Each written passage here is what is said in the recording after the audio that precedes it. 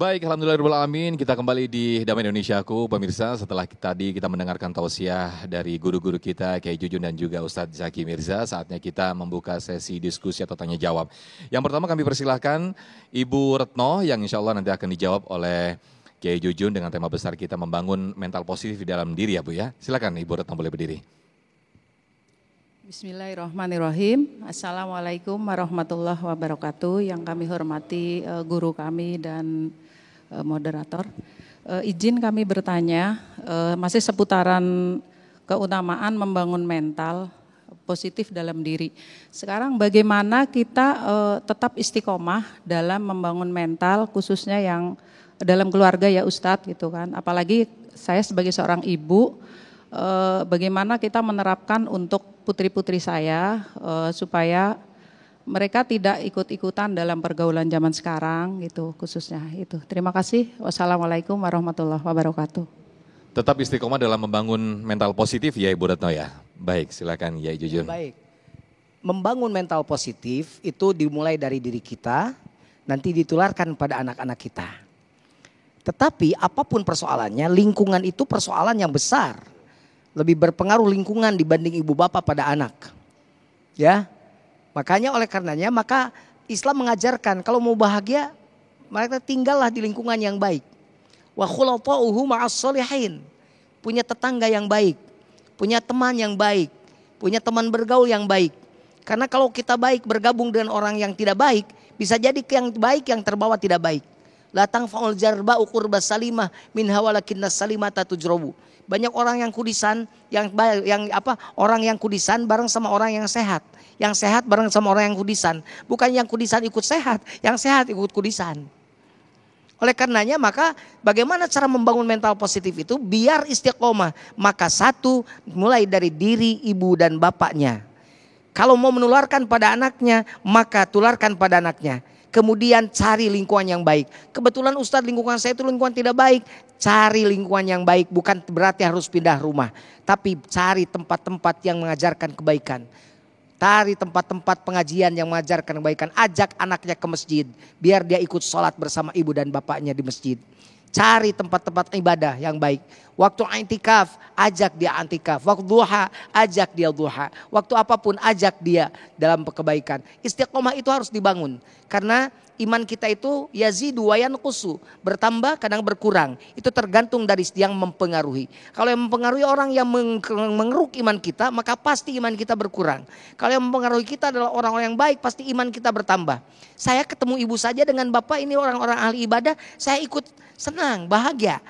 Jadi jangan berharap putra putri kita menjadi anak-anak soleh kalau ibu bapaknya masih salah-salah mulu.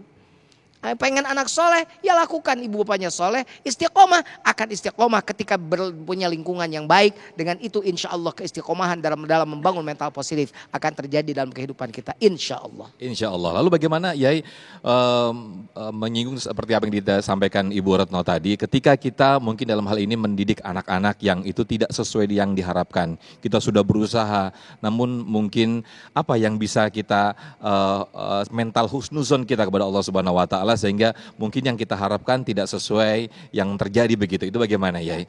Yang pertama, didik oleh kita. Ketika didikan kita tidak masuk pada anak kita, maka titipkan di tempat yang bisa mendidik anak kita.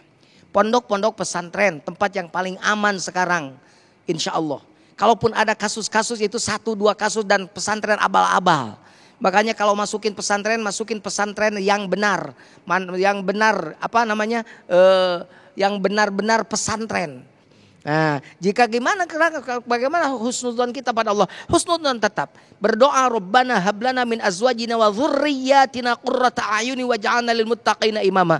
Ya Allah, jadikan suami saya, kalau kata suami istri saya dan anak keturunan saya menjadi orang-orang yang menjadi buah mata buat saya. Lakukan doa itu setiap ba'da salat minimal. Tidak boleh lupa karena insya Allah doa itu akan diqabul. Diqabul kapan? Kita tidak tahu. Bisa diqabul hari ini, detik ini, bisa dikumpulkan nanti tiba-tiba bulan depan. Masya Allah, luar biasa sekali. Mudah-mudahan terbangun terus mental positif dan juga mental optimis yang terutama itu ya. Baik, berikutnya saya ke Pak Irfan yang insya Allah nanti akan dijawab oleh Ustadz Zaki Mirza. Boleh berdiri Pak Irfan?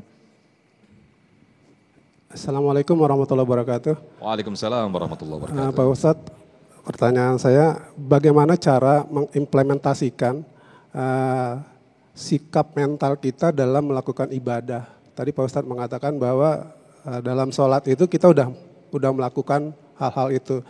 Bisa dijelaskan kembali nggak? Seperti apa yang lebih baik agar kita bisa mengimplementasikan mental dan sikap kita itu? Terima kasih. Baik, silakan Ustadz Zaki. Baik, Guru izin. Bismillahirrahmanirrahim. Tadi kan kita habis ngebahas takbiratul ihram yang kalimatnya Allahu Akbar. Habis itu kan kita disunahkan baca iftitah. Kalau ada orang sholat nggak baca iftitah, sah nggak sholatnya Bu? Sah, karena sunnah. Ada satu kalimat yang begitu indah dan kalimat ini mengajarkan kita untuk jangan pernah merasa sakit hati sama manusia.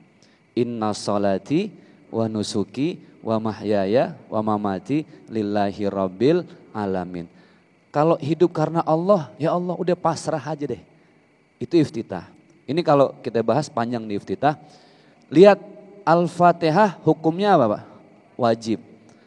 Orang sholat nangis-nangis tapi nggak baca Fatihah, sah nggak? Ayat pertama kalimatnya Bismillahirrahmanirrahim.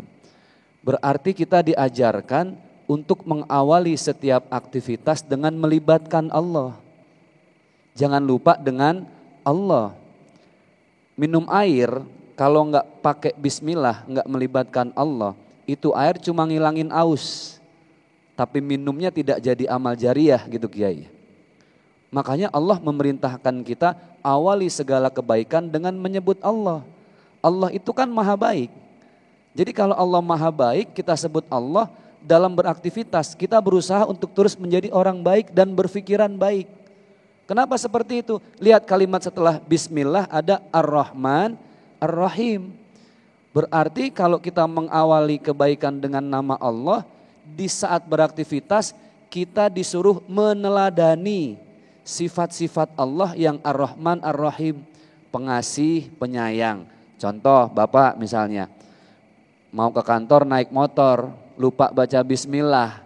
Saya yakin Pak itu emosian, makanya banyak yang viral di lampu merah berantem. Tidak baca bismillah.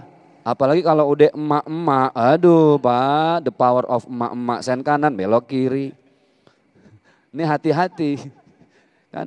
Pokoknya kalau ada emak-emak Kiai hati-hati. Dia mau belok apa lurus, yang tahu dia doang sama Tuhannya udah biarin aja. Kan gitu ya.